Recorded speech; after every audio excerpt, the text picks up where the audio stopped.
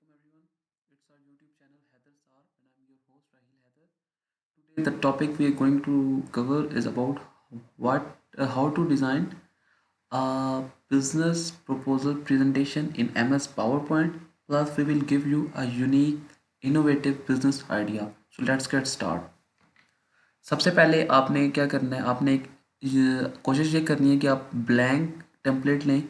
Because the reason behind giving taking a blank template is कि आपकी जो audience है उसकी जो एक्सपेक्टेशंस हैं वो आपके मटेरियल से रिलेटेड है कि आप क्या डिलीवर कर रहे हैं, क्योंकि बिजनेस प्रपोजल में आप आइडिया कोई ना कोई प्रेजेंट कर रहे होते हैं। तो उनकी ये जो एक्सपेक्टेशन है वो से रिलेटेड नहीं होती कि आपकी प्रेजेंटेशन कितनी ज़्यादा कितनी इम्पेरेटिव है, कितनी अट्रैक्टिव है या कितनी इंटरेक्टिव है। Because interactivity level of your audience is towards your presentation. बजाय इसके कि प्रेजेंटेशन के आप उस पर डिज़ाइनिंग पे या उस तरीके से आप काम करें, एक टेम्पलेट एक स्टैंडर्ड है उसको आप फॉलो करें और अपने आइडिया पर आप ज़्यादा फोकस कर रहे हैं। तो सबसे पहले हमने यहाँ पे हेडिंग दे दी है, लाइक मैंने यहाँ पे बिजनेस प्रपोजल लिख दिया है। आपका अगर बिजनेस प्रपोजल है, you can also use this proposal this video as your business proposal. You can also design initial proposal, you can also design your semester project proposal presentation PPT file. Next one, the second slide here, you have to suggest your topic. Like in our case, we have fix it our idea. Then you can add up your group name. Like in our case, we have group F, and you can add your group member details, your university ID, your institute ID, whatever you want, and your name. You can also add YouTube URL, it's optional.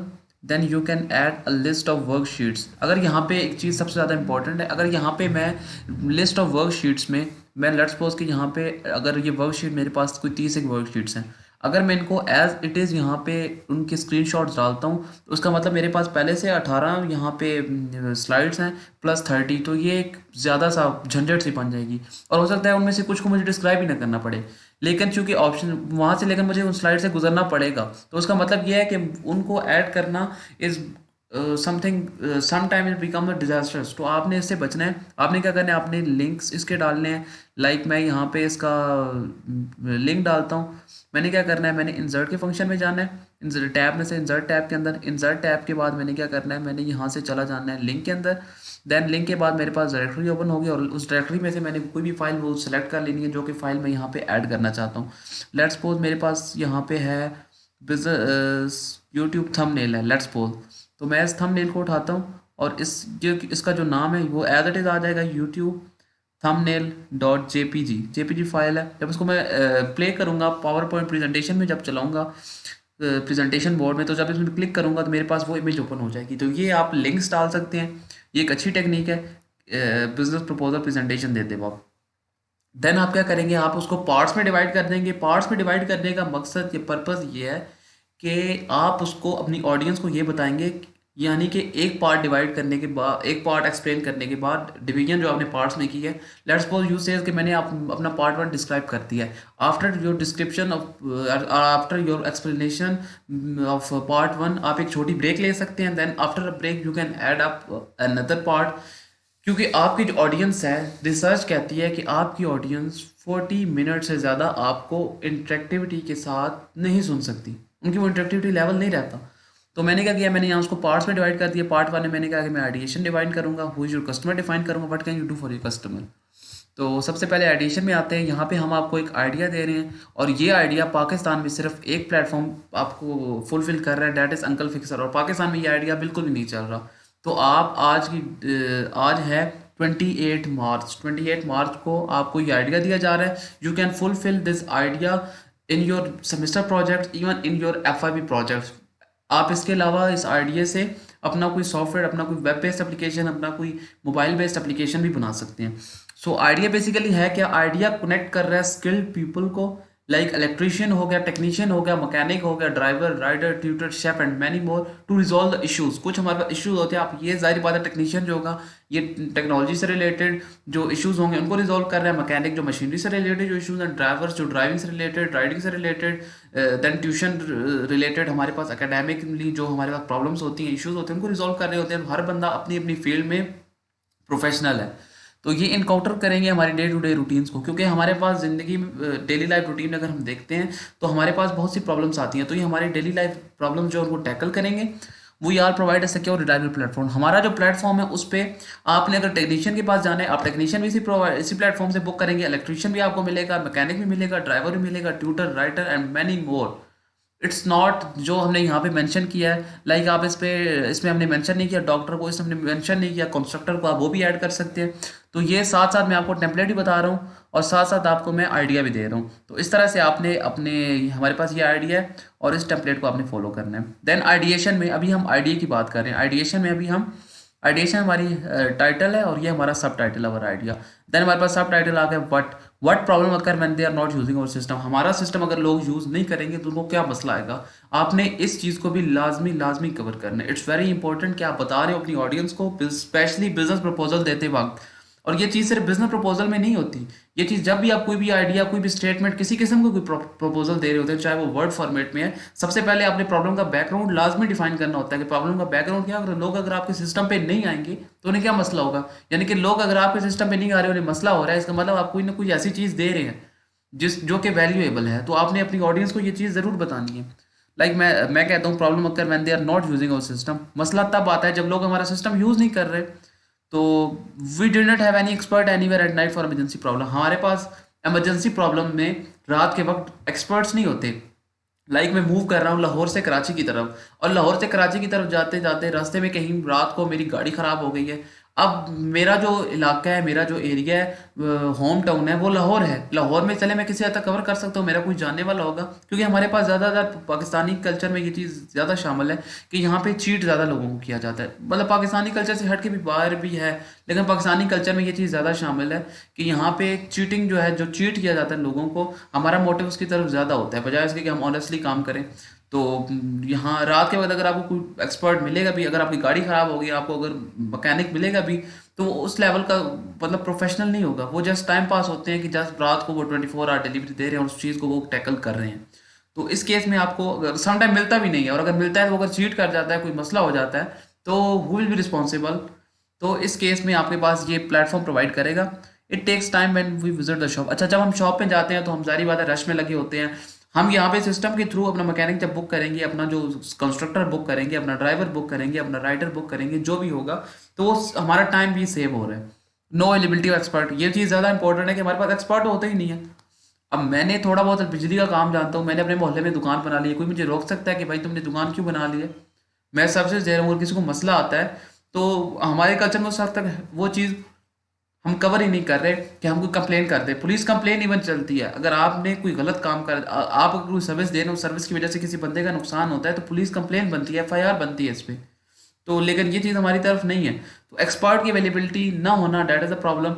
हम expert दे रहे हैं। Difficult to bring affected material home appliances, जब जिस तरह यहाँ पे example दी गई होम अप्लाइंसेज में, जिस तरह फ्रिज आ गई, फ्रीज़र आ गया, अगर आपकी ये चीज़ ख़राब हो जाती है तो रिपेयर शॉप की तरफ लेकर जाना, ये भी एक मसला है। तो ये सारे मसले अगर लोग हमारे सिस्टम को यूज़ नहीं करें तो ये सारे मसले पेश आ रहे हैं, उनको सिस्टम पे आएंगे तो ये मसले उनको इंशाल्लाह नहीं मिलेंगे।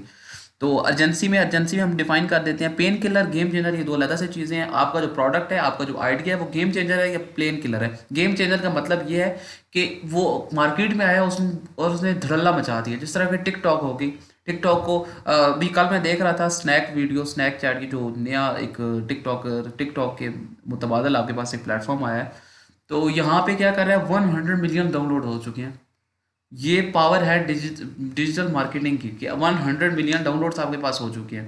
तो उसने क्या किया, उसने आके धड़ल्ला मचा दिया। अब लोग हर तरफ जहाँ पे देखेंगे आपको उसी के एड्स नज़र आ रहे होंगे। तो ये गेम चेंजर चीज़ें होती हैं।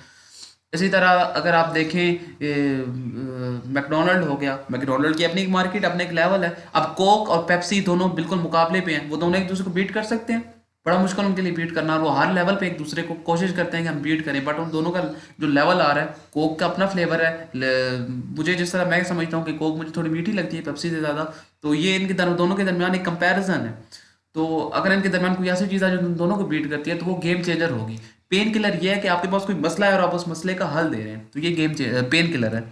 देन आपके पास वाई, ये चीज़ किसी भी प्रपोजल में, चाहे वो बिजनेस प्रपोजल है, चाहे वो किसी किस्म का भी प्रोजेक्ट प्रपोजल है, ये चीज़ सबसे ज़्यादा ज़रूरी होती है कि आप बताएं कि हम ही क्यों, वाई अस, हम ही क्यों, लाइक आई से हमारे पास ओपननेस एंड ऑनेस्टी है, हमारे पास क्वालिटी वर्क है, हमारे पास टीम वर्क है, तो ये आपने अपनी क्वालिटीज़ यहाँ पे डिस्क्राइब करनी है। उसके बाद end user and stakeholder, किसी भी सिस्टम के अंदर एंड यूजर और स्टेक होल्डर लाजमी लाजमी होते हैं। स्टेक होल्डर वो होता है जो डायरेक्टली या इनडायरेक्टली कोई भी बंदा इंटरेक्ट कर रहा है, और एंड यूजर वो है जो कि आपका प्रोडक्ट यूज कर रहा है। एंड यूजर आपकी जनरल पब्लिक इस केस में हमारे आईटीए में हो गई है, और स्टेक होल्डर जो सिस्टम से अफेक्ट हो रहा है वो mechanic, electrician, constructor, tutor, driver, chef कोई भी हो सकता है।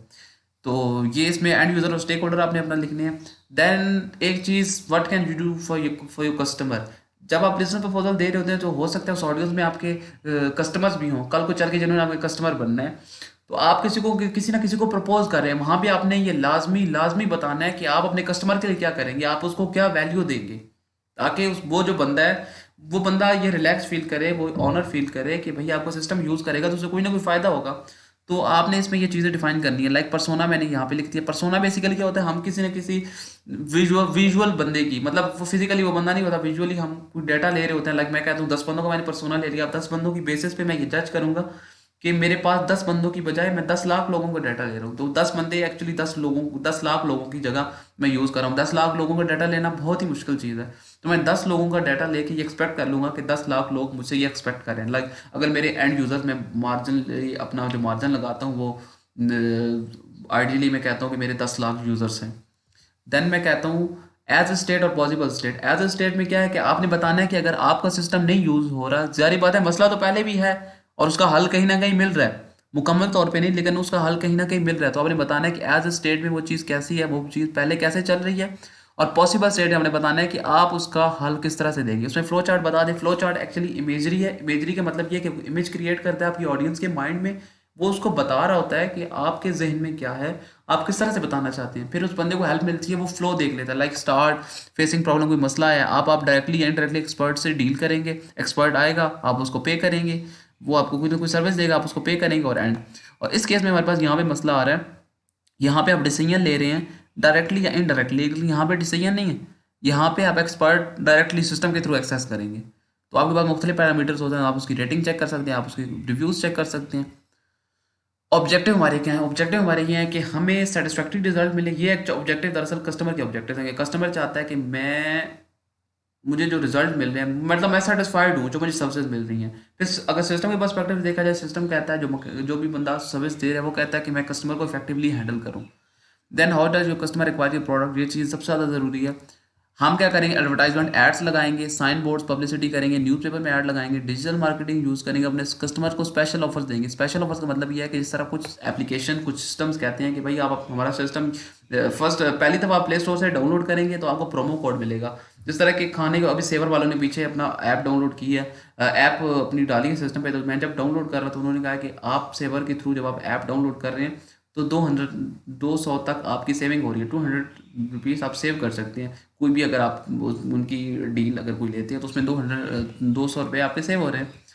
तो how do you make money with your product, ये सबसे ज़्यादा चीज़ ज़रूरी है। असल में बिजनेस किया किस लिए जाता है? जारी बात है पैसों के लिए किया जाता है। तो ये चीज़ ज़रूरी है कि हम पैसे किस तरह कमाएंगे, एड्स के थ्रू कमाएंगे, मेंबरशिप के थ्रू कमाएंगे, या सर्विसेज फीस, या डेटा शेयरिंग के थ्रू। तो मुख्तलिफ ऑप्शन है आपके पास, आप अपनी सूटेबल कंडीशन के मुताबिक चला सकते हैं। मेरा जो आइडिया मैंने आपको दिया है उसके मुताबिक मैं दे रहा हूँ। Then how do you design and build your product, इसमें पूरा प्रोसीजर आ सकता है। सबसे पहले रिक्वायरमेंट्स हमने देनी है। रिक्वायरमेंट के बाद हमारे पास प्लानिंग का फेज़ होगा, देन हमारे पास एनालिसिस का फेज़ होगा, देन हमारे पास कोडिंग का होगा, देन हमारे पास designing, coding, implement, coding is also implementation. Then हमारे पास टेस्टिंग होगी इस प्रोडक्ट की, देन हमारे पास उस प्रोडक्ट की टेस्टिंग के बाद उसको हम मार्केट में डिप्लॉय करेंगे और साथ उसकी मेंटेनेंस रहेगी। ये पूरा प्रोडक्ट का एक हम मैंने आपको एक लाइन में मैंने आपको पूरे प्रोडक्ट का फ्लो बता दिया कि प्रोडक्ट आपका एक्चुअली डिज़ाइन किस तरह होगा।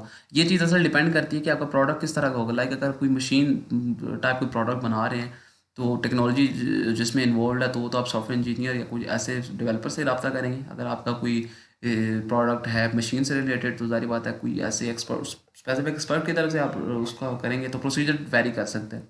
और बजट लगाना, budget is very important. Budget बताता है आपको कि आपको एक आइडिया होता है कि हम कितना जनरेट कर सकते हैं रेवेन्यू, मुमकिन तौर पे हम कितना कमा सकते हैं। तो एस्टिमेट नंबर ऑफ़ यूज़र्स, मैं कहता हूँ कि हमारे पास 10,000 यूज़र्स तो लाजमी आ आएंगे। 10,000 यूज़र सिस्टम पे लाजमी आएंगे। अब मैं कहता हूँ एस्टिमेट रेवेन्यू पर ईयर पर यूज़र, एक साल में एक बंदे से मैंने 50,000 रुपया यार निकलवाना है। और ये कोई बड़ी बात नहीं है 50,000 रुपया। 50,000 रुपया अगर आप एंटरप्रेन्योरशिप फॉलो कर रहे हैं, अगर आप एंटरप्रेन्योर हैं, तो 50,000 रुपया किसी कस्टमर से निकलवाना ये तो मजाक है। एंटरप्रेन्योर जो होता है उसके पास ये उसकी चुटकियों का काम है। ये कोई बड़ी बात नहीं 50,000 रुपया कमाना किसी एक बंदे से। आप एड्स के थ्रू इतना कमा लेते हैं, जो आपके पास एड्स आ रहे होते हैं। इसके अलावा मेंबरशिप 100 तरीके होते हैं। तो मैं कहता हूँ कि मैं एक बंदे से इतना कमा रहा हूँ। अब जो estimate total addressable market range हो गई, that is number of user multiply by revenue generated per year पर यूज़र। तो ये कितना बनता है, 10,000 मल्टीप्लाई बाय 50,000, 10,000 इंटू 50,000। तो ये एक भारी रकम बन रही है। तो डेट्स इट। ये मैंने आपको आइडिया दिया है। प्लीज़ हमारा चैनल सब्सक्राइब करें और फॉलो करें, लाइक और फॉलो करें हमारे चैनल को। और सजेस्ट करें अगर आपको कोई चीज़ समझ नहीं आती। आपने अगर ये ऐसा टेम्पलेट अगर आप चाहते हैं तो कमेंट करें, आपको इंशाल्लाह वो टेम्पलेट भी सेंड कर दिया जाएगा। इसके अलावा अगर आप किसी किस्म की गाइडेंस चाहते हैं अबाउट बिजनेस प्रपोजल प्रेजेंटेशन किस तरह डिलीवर की जाती हैं, या फिर अगर आप चाहते हैं कि अगली आने वाली वीडियो आपकी मर्ज़ी की हो जिसमें आप कुछ सजेस्ट करें, तो इंशाल्लाह कमेंट में ज़रूर बताइएगा। जज़ाकल्लाह।